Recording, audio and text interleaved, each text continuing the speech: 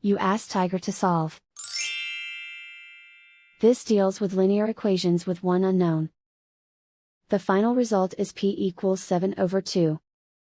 Let's solve it step by step. Group all constants on the right side of the equation. Subtract 9 from both sides. Simplify the arithmetic.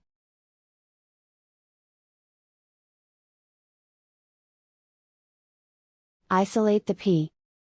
Divide both sides by -4. Cancel out the negatives. Simplify the fraction. Cancel out the negatives. Find the greatest common factor of the numerator and denominator. Factor out and cancel the greatest common factor. And so the final result is p equals 7/2.